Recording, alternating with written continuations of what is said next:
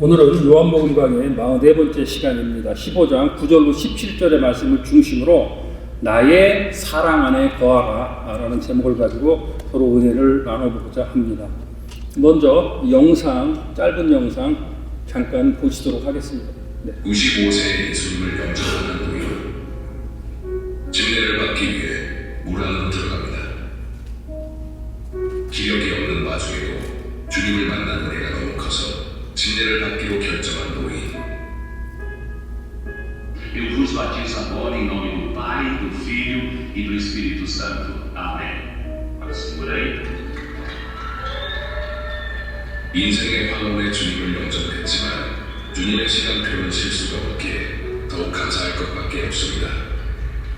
한 영혼의 구원이 감동적이에요. 한 남자가 쓰레기통 안에 들어갑니다. 이들은 침례를 위해 쓰레기통에 비닐을 씌우고 물을 채웁니다. 이제 신앙 고백을 확인한 후 침례를 진행합니다. 초청 안에서 행해지는 이 모습 자체가 큰 울림을 주네요. 이들의 변화된 삶을 응원합니다. 95세 되신 분의 침례와 교도소 안에서의 침례 내용입니다. 침례 혹 세례는 성경적으로 무엇을 의미합니까? 침례의 세례는 곧 자기의 신앙 고백을 하는 것입니다. 나의 신앙을 고백하시는 겁니다. 그렇다면 공동체 안에서 침례기에서 저렇게 공개적으로 행하는 침례는 어떤 의미가 있습니까? 그것은 회중들 앞에서 나의 신앙을 고백하고 나도 이제 그들과 함께 그들의 멤버가 되는 공식적인 선언이 되는 겁니다. 그러면 그때부터 나의 소속과 나의 주인이 바뀌는 것입니다. 저와 여러분은 이미 저 과정을 거쳤기 때문에 여러분과 저는 이미 소속도 바뀌었고 주인도 바뀌었습니다. 그런데 이제 이 소속과 주인이 바뀌는 것을 결사적으로 방해하고 결사적으로 막는 세력이 있습니다. 그 세력을 우리는 사탄이라고 그렇게 얘기를 합니다.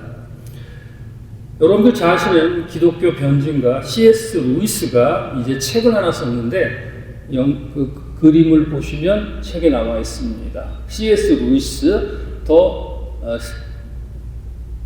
뭐라고 읽어야 돼요? 예? 자신 있게. 예. 그리고 레러 이렇게 돼 있죠. 저기는 한국말로 뭐냐면 사탄의 지령이라고 하는 책으로 번역이 됐는데 이 사람이 이름이 뭐냐면 그 삼춘 사탄이에요. 삼춘 사탄이 이제 막 사탄이 된 자기 조카 사탄에게 이제 사탄은 어떻게 일을 해야 된다라고 하는 걸 쓴 책입니다. 저게 이제 사탄의 지령이라고 하는 책이에요.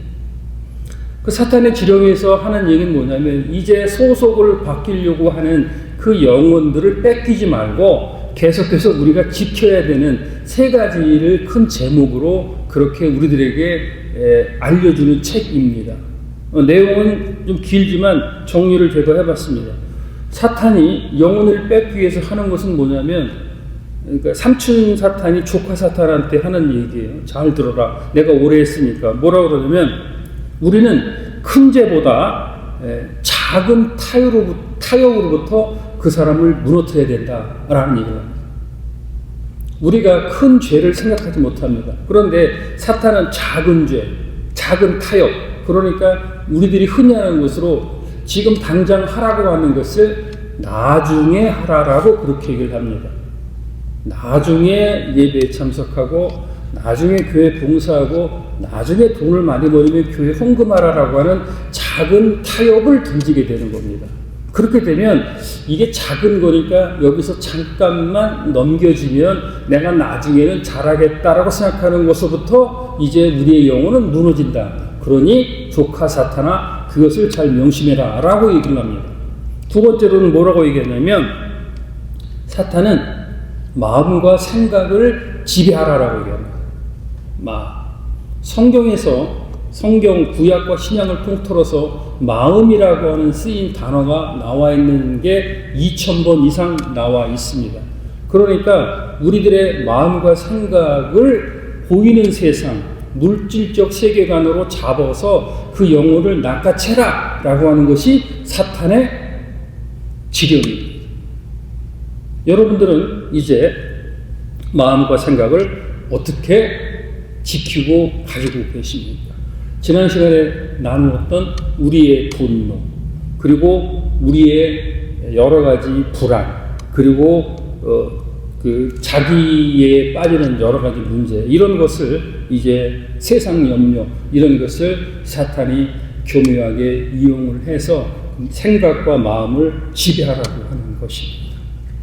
그러면서 마지막으로 삼촌 사탄이 조카 사탄에게 얘기를 할 때 여러 가지 작전과 공략이 쫙 있지만 가장 영혼을 뺏기 힘든 게 있다. 그건 뭐냐면 바로 하나님과 가까이 있는 사람은 참 그 영혼을 뺏기가 어렵다라고 그렇게 얘기합니다. 그래서 하나님과 멀리 있는 사람들을 집중적으로 공격해라 라고 하는 게 저 책에 나와 있는 그 내용입니다. 하나님과 가까이 하는 사람들은 어떻게 하냐면 수시로 자기의 잘못을 회개를 합니다. 그리고 또 수시로 무시로 하나님께 기도합니다.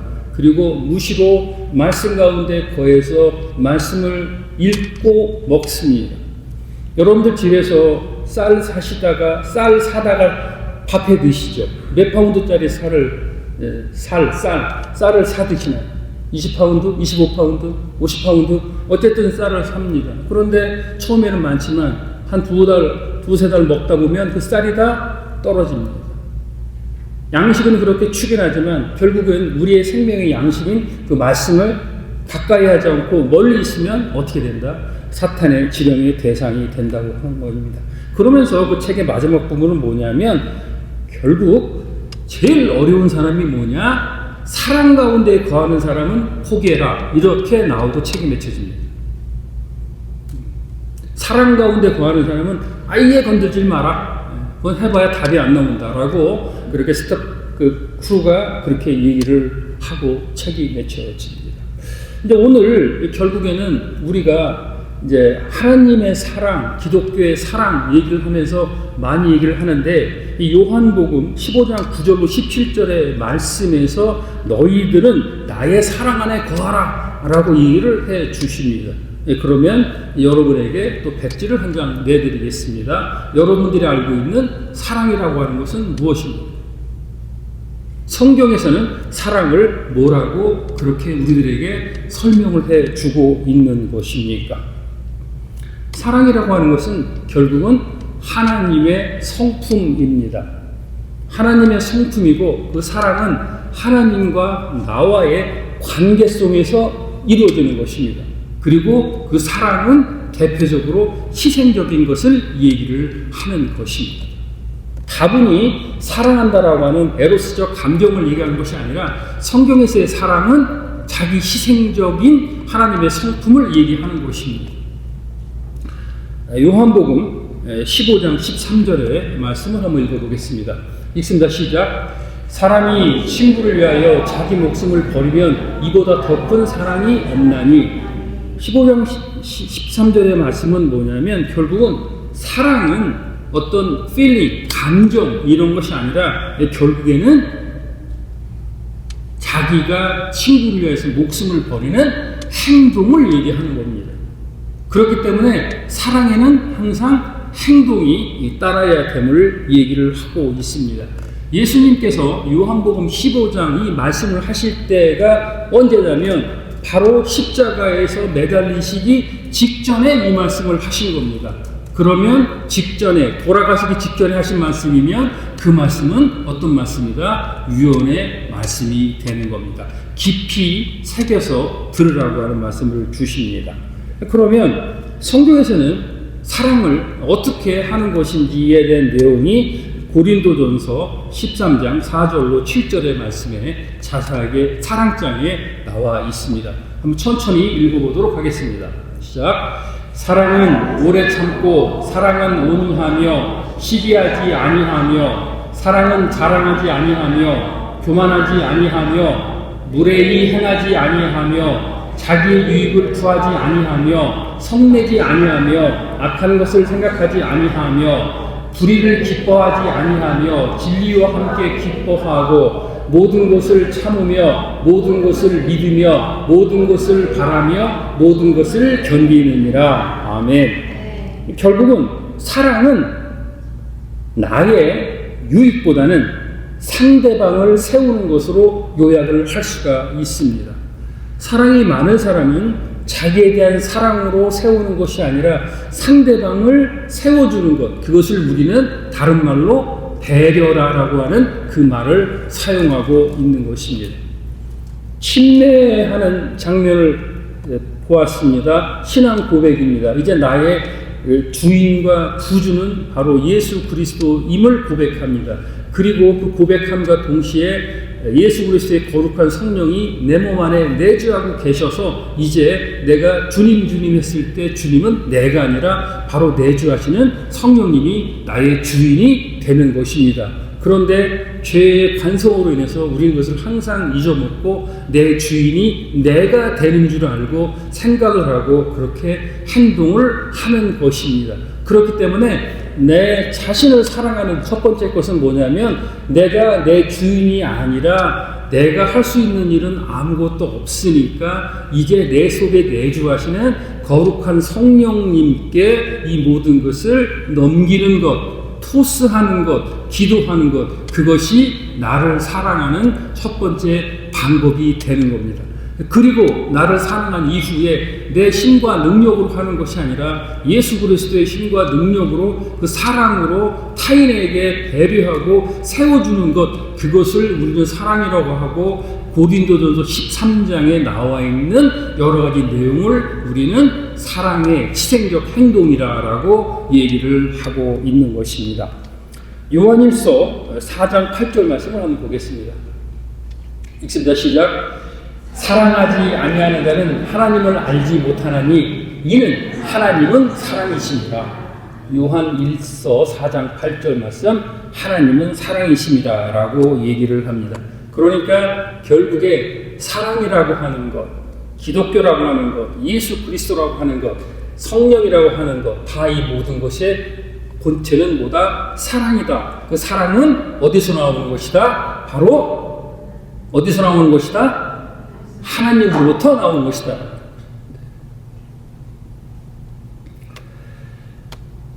그러면 결국에 우리가 이런 여러 가지 사랑에 대한 정의, 데피니션을 정확하게 알고 난 다음에 성경에서 말하는 사랑은 이런 것이다 라고 하는 것인데, 그러면 이제 우리는 그 사랑 안에 어떻게 살아야 되는지, 어떻게 사랑 안에 거해야 되는지 본문의 말씀을 통해서 한번 알아보도록 하겠습니다. 15장 10절 말씀 읽겠습니다. 읽습니다. 시작. 내가 아버지의 계명을 지켜 그의 사랑 안에 거하는 것 같이 너희도 내 계명을 지키면 내 사랑 안에 거하리라. 여기 보면 사랑 안에 거한다, 내 사랑 안에 거하리라 라고 나와 있는데 여러 가지 문법적 해석은 생략하도록 하겠습니다. 여기서 거한다고 하는 것은 뭐냐면 여러분들이 어디 잠깐 방문하거나 어디 여행을 갔을 때 머물고 있는 호텔 같은 그런 거하는 게 의미가 아닙니다. 잠시 있다가 스쳐가는 것이 아니라 영원히 거하는 것을 말하고 있는 것입니다. 그러니까 결국은 사랑 안에 거하는 것은 영원히 거하는 것인데, 영원히 거하는 것, 여러분들이 영주권이라고 하는 것은 뭡니까? 시민권은 없지만 이 지역에서 법적으로 동일하게 영원히 거주할 수 있는 권리를 주는 것이 바로 영주권이지 않습니까? 그렇기 때문에 결국은 사랑 안에 거하려고 하면은 이제 한순간 이렇게 잠시 내 필요에 의해서 내 감정에 의해서 하는 것이 아니라 한번 예수 그리스도를 구주와 주님으로 영접을 해서 저렇게 물속에 완전히 들어가는 것은 뭐냐면 내가 세상 속에 있는 내가 완전히 죽고, 그리고 성령, 예수 그리스도의 거룩한 영이신 성령께 나의 삶과 나의 모든 것을 의지한다라고 하는 것이고, 그리고 그것에 대한 요체는 바로 뭐다? 바로 그 안에 거하려고 하면 내 속에서 나를 지배하시고 알고 있는 인격체인 성령께 순종하는 것을 얘기하는 겁니다. 하나님의 영이 거하시는데 내 마음대로 하는 것, 그런데 하나님의 영이 거하시기 때문에 무시로 기도하고 교통하면서 내가 그의 명령을 듣는 것을 우리는 뭐라고 한다? 순종이라 얘기를 하는 겁니다. 사랑이 지속적으로 머물기 위해서는 그런 순종이 필요한 겁니다. 누구의 필요에 따라서? 예수 그리스도의 거룩한 영이신 성령의 능력에 따라서 나의 필요와 나의 욕구와 나의 것을 채우는 것이 그것은 사랑이 아니라고 하는 얘기를 얘기하고 있는 겁니다. 결국에는 그 순종의 삶을 살기 위해서는 계속해서 반복되는 예배 가운데, 우리 신앙 가운데 반복되는 가운데 우리를 지배하는 삶이 어디 있느냐? 하나님이 주신 말씀 속에서 나와야 하는 것이고, 그리고 저희들 매일 성경을 가지고 다른 교재를 가지고 묵상하시는 분은 뭐냐면 하나님께서 나에게 주신 하루하루의 편지를 뜯어보는 겁니다. 여러분들 어디에서 뭐 이렇게 그 레러 같은 거 오는데 딱 그 필이 어디 체크 같은데? 라고 하면 바로 뜯어보지 않습니까? 그런데 이제 여러분들 아침에 눈 뜨면 아침에 딱 그 편지가 도착되어 있습니다. 그건 뭐다? 오늘 읽어야 되는 묵상의 말씀인데 그 편지가 여러분들의 삶 속에 얼마나 쌓여 계십니까? 아니면 오른쪽쪽 체크처럼 생각해서 다 읽으셨습니까? 이것이 바로 말씀에 거하라고 하는 하나님 말씀에 순종하는 삶이고, 그랬을 때 사랑이 우리 곁에 머물고 되는 것입니다. 5장 11절 말씀을 보도록 하겠습니다. 읽습니다. 시작. 내가 이것을 너희에게 이르면 내 기쁨이 너희 안에 있어 너희 기쁨을 충만하게 하려 함이라. 그러니까 하나님의 사랑 안에 거하려고 하면 하나님의 사랑 안에 거하게 되면 기쁨이 회복되는 삶이라고 하는 거죠. 그러니까 이미 예수 그리스도가 우리를 위해서 십자가에 못 박혀 죽으심으로 해서 우리가 하나님과의 단절된 관계 속에서 예수 그리스도의 브릿지를 타고 넘어가서 천국 영생의 확신이 있는 사람은 항상 마음에 기쁨이 있어야 되는 것이에요. 그 가운데 이 사랑이 거하는데 이제 우리들은 눈을 뜨고 육을 갖고 있기 때문에 눈을 떠서 보이는 것에 대해서 기쁨을 찾게 됩니다. 좋은 집, 좋은 차, 통장에 많은 잔고, 이제 그런 걸 가지고 기쁨을 찾는데 예수 그리스도의 사랑이 거하고 예수 그리스도의 능력이 거하고 그 예수 그리스도의 거하는 능력 가운데 있으면 그 항상 기쁨이 충만해진다는 말씀을 해주시는 거예요. 왜 교회에 나와서 예배당에 나와서 예배를 드립니까? 의무적입니까? 아니면 나를 구원해 주신 예수 그리스도의 그 사랑과 희생에 감사해서 드리는 가운데 성령님이 우리 마음을 터치해 주셔서 새롭게 은혜와 감격과 기쁨이 있고, 환경적으로는 힘들고 어렵고 여러 가지 병도 있고 돈도 없고 앞길도 막막하고 AI가 세상을 지배한다는데 어떻게 살아야 될까 걱정도 있지만, 그러나 마음속에서는 기쁨의 샘물이 솟아나는 것이고, 그것은 뭐다? 사랑이 우리 안에 머물러 있기 때문에 그렇다고 하는 말씀을 주고 있습니다. 환경적인 거 안 보도록 그렇게 하시는 말씀도 주고 있습니다. 요한복음 5장 16절 말씀부터 한번 읽겠습니다. 읽습니다. 시작. 너희가 나를 택한 것이 아니요 내가 너희를 택하여 세웠나니 이는 너희로 가서 열매를 맺게 하고 또 너희 열매가 항상 있게 하여 내 이름으로 아버지께 무엇을 구하든지 다 받게 하려 함이라. 사랑 안에 거하는 삶은 이제 순종을 통해서 그것이 가능하고, 사랑 안에 거하는 삶은 이제 기쁨이 회복되는 삶이고, 그리고 끝으로 이제 사랑 안에 거하는 삶은 서로 사랑하면서 열매를 맺는 삶을 얘기해 주고 있습니다. 택한 것은 내가 택했고 이는 너희로 가서 열매를 맺게 한다라고 하는 말씀을 주셨습니다. 사랑 가운데 거하면 이제 열매를 맺게 한다라고 하는 말씀을 주신 겁니다. 여러분들 가운데 열매 삶을 통해서 열매를 받으신 일이 어떤 일이 있으십니까? 원수와 더불어 싸워서 그 사람에게 받은 열매가 있으십니까? 아니면 사랑으로 내가 어렵고 힘들 때 나눠주고 입혀주고 먹여주고 재워주고, 그리고 교회 힘들 때 더 헌금하고 노력하고 봉사했을 때 보이지 않는 영적인 열매가 더 있었습니까? 그 영적인 원리를 지금 말씀으로 우리들에게 얘기해 주고 계십니다. 결국은 예수님께서 우리를 사랑하셔서 우리를 사랑하셔 십자가에서 그 고통을 받으시고 죽으셨습니다.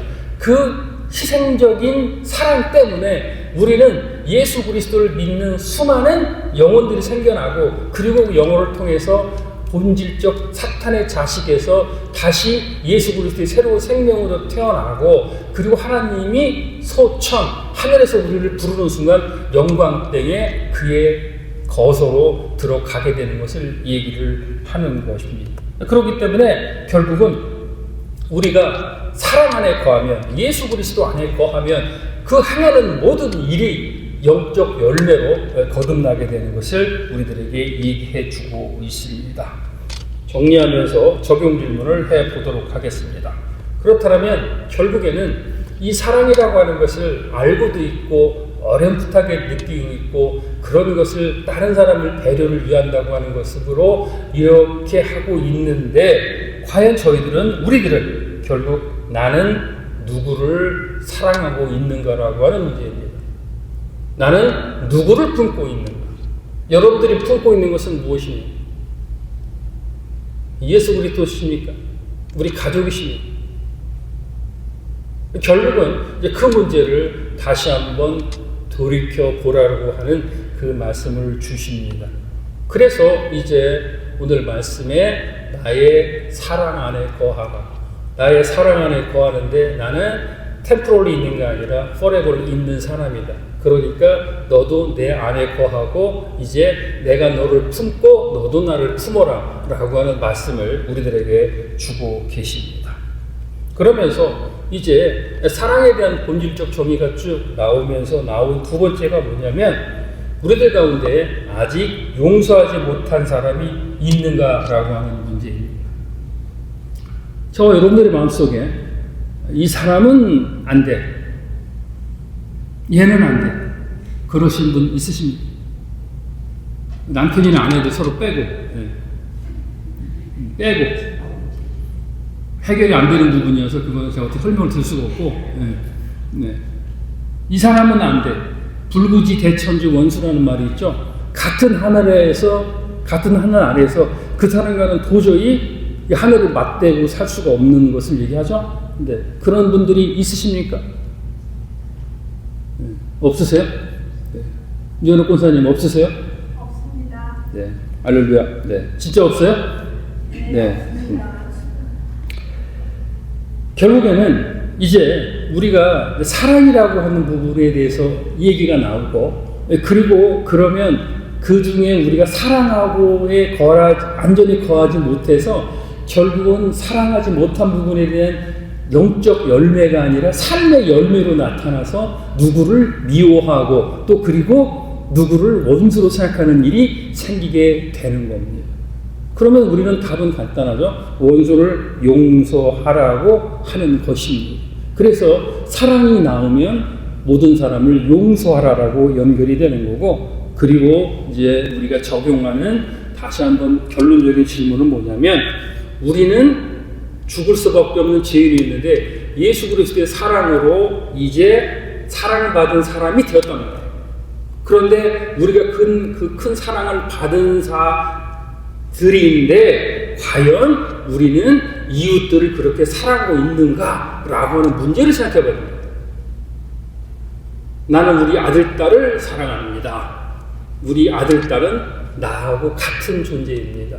분리해서 생각할 수가 없습니다.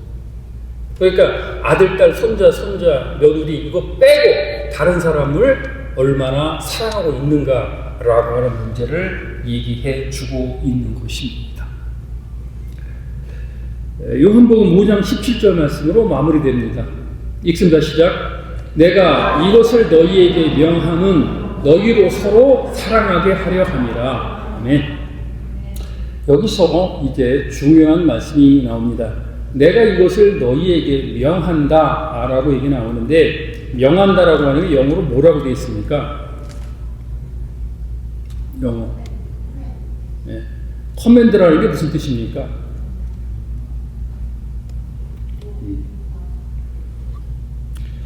이제 그 명한다고 하는 게 헬라어로 엔텔로마이라고 하는 말을 썼는데, 이 여기서 엔텔로마이라고 하는 뜻은 우리가 흔히 뭐 오다를 내린다, 명령한다, 이런 코맨드한다 이런 뜻도 있지만 우리들에게 주는 것은 뭐냐면 위임한다라고 하는 얘기입니다. 위임한다. 그러니까 이제 사랑하라고 하는 것은 너에게 명령하는데 어떤 높은 데서 위로 어명입니다라고 해서 명령을 하는 것이 아니라 이것을 하도록 너희에게 위임한다라고 하는 거예요. 위임. 여러분들 드라이빙 하다가 오버스피드 해가지고 티켓을 떼었습니다. 벌금이 나왔습니다. 그 벌금을 왜 냅니까? 안 내면 되지 왜 벌금 꼬박꼬박 내셔야 되죠? 과태료 내야 됩니다. 세금 뭐 집 있으면 세금 내야 되죠. 치사합니다. 왜 내십니까? 감옥 가기 예? 감옥 가기 싫어서요. 감옥은 누가 나를 감옥에 집어넣습니까? 정부에서요. 정부는 무슨 정당성과 권위가 있어서 나를 감옥에 집어넣습니까? 그렇게 세웠으니까요. 예? 우리가 그렇게 세웠잖아요. 그게 바로 이제 국가의 정당성의 위임이라고 하는 측면에서 사람들이 모여서 만든 법이 바로 헌법입니다. 법을 만들고 국민들에게 이렇게 우리가 시행해도 되겠습니까? 전부 다 yes I do 해서 그 헌법이 만들어졌고 그렇게 해서 200년이 가까워졌지만 우리는 시민권을 받을 때 그 헌법을 억셉트하고 준수하겠습니다라고 해서 이제 그 법이 우리에게 적용되는 거고 헌법 밑에 법률이 있고 법률 시행령 쭉 이렇게 나가면서 각각의 권위들에게 위임을 해서 그 일을 하고 있는 겁니다.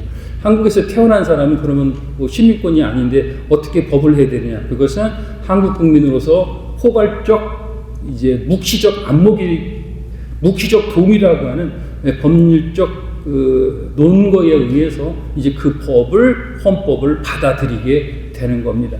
그래서 1987년도에 만들어졌던 한국 헌법이 40년이 지난 이 시점에서 이거 우리 아이들에게 안 맞는 거 아니냐 바꾸자라고 얘기가 나오는 것처럼 같은 원리입니다.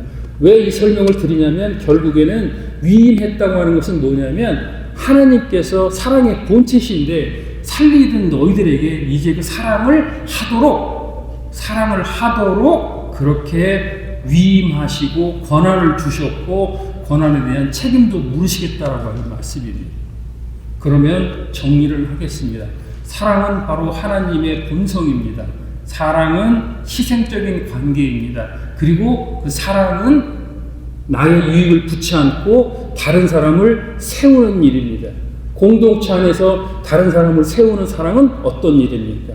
아직도 세상 속에서 보이는 것과 싸우고 있는 수많은 사람들에게 예수 그리스도의 복음을 전하는 일이 그 사람에게 제일 사랑하는 것이고 그리고 예수 그리스도의 복음을 듣지 않은 사람이라도 현생에 살면서 배고프고 굶주린 자에게 먹을 것을 주고 마실 것을 주는 것이 사랑이고 그리고 구제하고 선교하고 전도하는 그 모든 것은 궁극적으로 이렇게 예수 그리스도의 자녀가 돼서 예수 그리스도 앞에서 신앙을 고백할 수 있는 것을 돕고 내가 받은 사랑을 이제 이웃에게 그대로 베푸는 것 그것이 바로 사랑이고 교회의 사랑이 실천이 되는 것입니다. 사진을 한 장 보여드리겠습니다. 혹시 이분이 누군지 아시는 분 있으십니까? 1892년도 4월 15일 날 네덜란드에서 태어나신 분입니다. 고리텐 분이라고 얘기를 합니다. 고리텐 분 여사. 네덜란드에서 태어났습니다. 그의 아버지는 시계 이렇게 비즈니스 하시는 분으로 유명한 분이었고, 언니가 하나 있었고, 오빠가 있었고, 그 다음에 오빠 부인이 있었습니다. 어머니는 일찍 돌아가셨습니다. 시계정원에서 부유했습니다. 이제 2차 세계대전이 일어나고 네덜란드에 있는 유태인들을 막 독일군이 잡아가기 시작합니다. 고리텐분 여사의 집안에서는 비밀스러운 방을 하나 이렇게 만들어내가지고 유태인을 이렇게 배고픈 사람을 불러다가 먹여주고 돈도 주고 그런 은밀한 은신처가 있었습니다. 이제 그것이 1944년도에 이제 나치군에 의해서 발각이 됩니다. 그래서 아버지하고 언니하고 자기하고 3명이 나치 수용소 독일 쪽으로 압송이 돼갑니다. 아버지는 남자 수용소로 갔고 나이가 많으셔서 수용소에 갇힌 지 열흘 만에 세상을 떠났습니다. 이제 언니하고 고리텐분 여사는 그 여자 수용소에 갇히면서 온갖 박해와 고난을 받게 됩니다. 엄청난 박해와 고난을 받게 되고 그런 가운데 상당히 어려운 삶을 사는데 그 중에 이제 그의 언니인 벳이라고 하는 사람은 거기서 그 고통을 이기지 못하고 이제 죽게 됩니다. 전쟁이 끝나고 이제 고리텐분 여사는 간신히 살아남았고 네덜란드에 와서 다시 신학 공부를 하면서 그때 자기가 하나님께 받았던 여러 가지 사랑에 대해서 이제 간증을 하기 시작을 합니다. 하나님이 나를 살려주신 거에 대해서 쭉 간증을 하고 다녔을 때 이제 그의 마음속에 하나의 음성이 들려오는데 네가 그렇게 하나님의 사랑을 받았으면 너를 박해하고 너의 누나 언니도 죽고 아버지도 죽였던 독일에 가서 그 복음을 전해라 라는 그런 음성을 받게 됩니다. 고리텐분 여사는 거부합니다.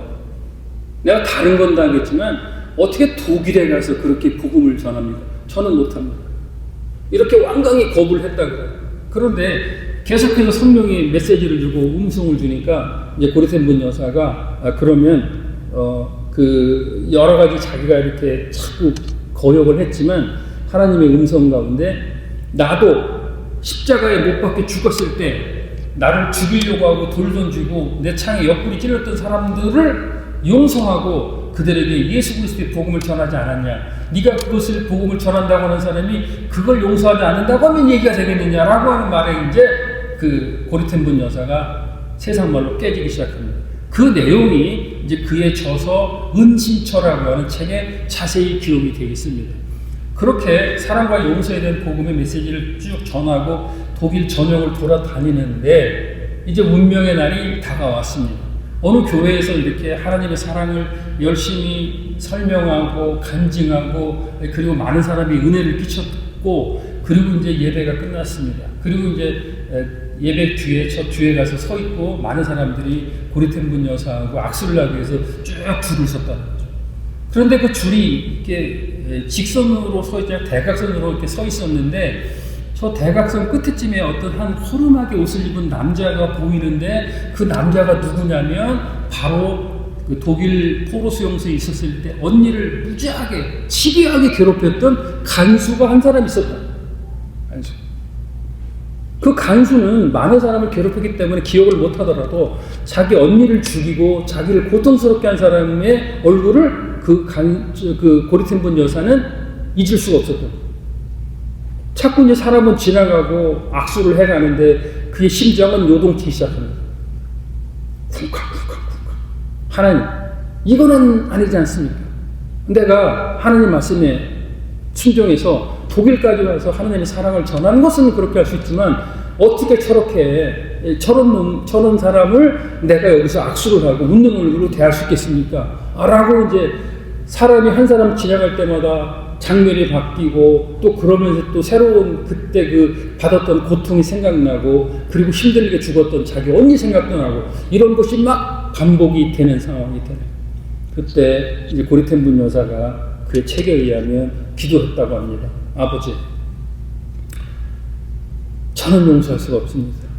그렇지만 하나님 아버지의 아들 예수 그리스도가 십자가에 못 박혀서 우리를 사랑하고 용서하신 것처럼 나도 할 수 없으니 이제 이 모든 나의 감정과 나의 이 복수와 원수를 아버지 앞에 올려드립니다. 라고 악수는 하지만 마음속으로 그렇게 기도를 했다.